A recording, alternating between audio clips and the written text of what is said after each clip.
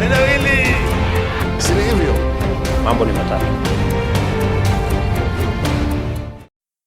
Ladies and gentlemen, good morning and welcome back to our channel once again. Details have leaked. William Ruto has hatched a plot. William Ruto is going to punish Boni Khalwale and Jicho Pevu after the Magarini and Malava by-elections. The two are going to be punished, whether UDA is going to win those seats or whether they are going to lose. For Boni Khalwale, is going to be the biggest casualty. He's going to be removed as the Senate Majority Whip.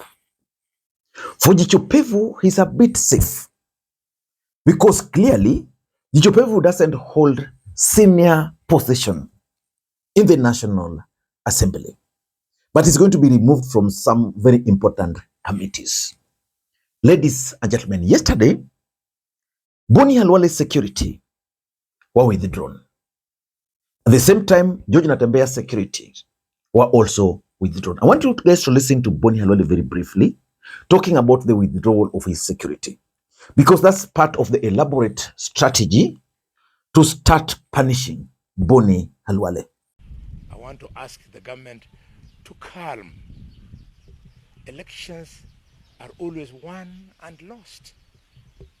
There must be a winner and there will be a loser. So let's win gracefully. But when you lose government, don't resort to these desperate measures. Mr. President, are you aware that the security of George Natembea has been withdrawn? Are you aware that the security of Dr. Boni Khalwale has been withdrawn? Your police officers, you have given me 6 police officers as per my office. Where are they? What are you planning to do? Number 2. That is Boni Khalwale after his security was withdrawn. And the question remains, why do you think William Ruto is planning to punish Boni Khalwale? That's exactly what I want to explain to you guys on this platform. Because remember, William Ruto dispatched one of his key allies, Farouk Kibet, to Malava. And the assignment given to Farouk Kibet was one, deliver that seat. But since he ventured into Malava politics, Boni Khalwale has been a thorn on the flesh of Farouk Kibet. Wataka Malasa Khalwale aende ama asiende? Khalwale amezoea upinzani ya upusi. Yeye ameenda huko Senate badala kujenga Malava hapa amewacha kujenga. Huyo ni mtu yake kweli? Anakuja kuambia Waluya hoye tumenyanyaswa, anatembea na bendera na askari 10. Si mumeona huyo mtu? Amekuja hapa Malava hafanyi chochote. Anakuja kudanganya. Mimi naambia Malava ngo. Hebu elezeni yeye Malava? Wanahubira wina? Mnahubira wina? Mundu uli mnaona mtu wa mkono wa rais Farouk Kibet anasunguka Malava Jumamosi, Jumapili, kila siku, mchana, usiku. Walio muone huyo asunguki hapa kwa sababu anatupenda. Anasunguka hapa kwa sababu wameingiza baridi. Vile sisi tulipatia rais kura na rais kazi yake bado kuonekana, wako na wasiwasi kwa sababu wanametea mate kiti ya Malava ya marehemu Mheshimiwa Malulu Injendi. Farouk, sikia vizuri sana. Kiti ya Malulu Injendi, Mungu ndiye alisema ndugu yetu alale. Hatuna furaha kwamba tulipoteza mheshimiwa. So bado tunatafakari. Ladies and gentlemen, in this video, I want to reveal to you guys why William Ruto is planning to punish Boni Khalwale and Jicho Pevu. specifically Boni Khalwale. Number one, Ruto is planning to use the by-elections in Malava and in Magarini, and of course in Mbere, to fix his politics. And William Ruto is planning to win those by-elections. That was his original plan. But Boni Khalwale is now standing between William Ruto and Malava. Jicho Pevu is standing between William Ruto and Magarini. Of course, for Mbere North, it's a bit difficult for William Ruto. He's just hoping that Kindiki can deliver. So the question is, how will William Ruto fix the politics using the Malava, particularly by election? Boni Khalwale is currently the majority whip. And as the majority whip, Boni Khalwale enjoys a lot of benefits. The security, the power, and of course the position. Even in the Senate, he has privileges. As the majority whip, he normally has an upper hand when it comes to debates. And because of that, he's always been enjoying limelight. So Ruto wants to use it to fix the politics. He's going to appoint someone else. Then that person is going to be elevated. Doing that, it would mean Ruto is going to fix the politics using those by-election. For example, if Boni Khalwale is removed, he might pick someone else from the Luhya nation, and of course, elevate, and then now rearrange the leadership, even in the party. Number two, William Ruto is very angry and very bitter with Boni Khalwale, because William Ruto's game plan was very simple. Persuade Mudavadi to join government, appoint him. And then politically, Mudavadi was now going to be less active. Appoint Wetangula, also elect Wetangula as the Speaker of the National Assembly.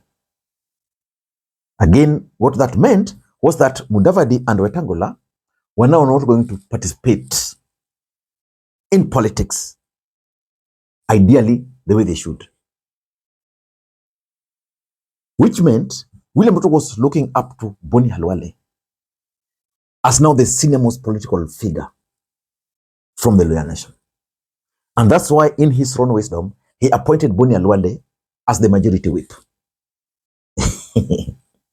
Now, Boni Khalwale is now rebelling. What does that mean? Simple. William Ruto does not have a senior political figure from the Luhya nation. And that's why someone like Mudavadi has now been dispatched to go back, despite being a cabinet minister, to play politics. We saw him dishing out some appointment letters in public. So the thing is, Ruto is now planning to use Malava to elevate someone from the Luhya nation. I've been trying to look at the UDA leaders from the Luhya nation and who can William Ruto elevate after removing Khalwale. Because from the Luhya nation, who is the senator? Who is the senator? Who is a senator? Because from the Luhya nation, who is a senator? Only Bungoma. So Wetangula is already speaker. And it complicates the equation for Ruto to elevate now the Bungoma senator as the majority whip. Naona kuna mtu anacheza na chief whip. Mimi nimepima. Huyu kijana atagrow. Huyu atapepa bendera huyu kijana. Na atashikilia, wacha tu wiki 2-3 mtu akicheza, huyu atakuja na CK na akileta mali hapa Bungoma. Huyu aseme ama sisi in the Senate. So which means William Ruto might actually trade it in the National Assembly, but still very difficult. So maybe William Ruto might decide to elevate the senator for Bungoma to be the majority whip in the Senate. Because if you look at Vihiga, we have Ososi. Kakamega, Boni Khalwale. Busia, Omtata. It complicates the equation for Ruto. His choices are actually limited. He can only pick those two. But he has to elevate someone. Number 3, Ruto is also planning to block Boni Khalwale from key party organs. The thing is, as the majority whip, Boni Khalwale attends so many meetings in the party in his capacity as the whip, constitutionally. You can't deny him access to those meetings. And that's why sometimes back, Boni Khalwale was claiming that meetings are called, he's not invited. How do you invite someone who is already on his way? That can only happen in ODM, where Raila used just to entertain people. Ruto is not like that. But ideally, as the majority whip, Boni Khalwale is entitled to sit in most of the organs, party organs of UDA party. So he has to be removed for someone now to be brought on board, a more loyal person. And lastly, Ruto is also going to punish Boni Khalwale and Jicho Pevu to send a strong warning, a very strong warning to UDA leaders who are holding key party positions, that if you joke around, we are coming for you. I don't know what to think. That's my take. Until next time, this is Lee Makwiny. We have several by-elections in the Republic of Kenya today. And it's my hope and prayer that those by-elections are going to be free and fair, that we are not going to witness any violence, and that Kenya will have to move on regardless of who will win. Until next time, this is Lee Makwiny. Bye-bye.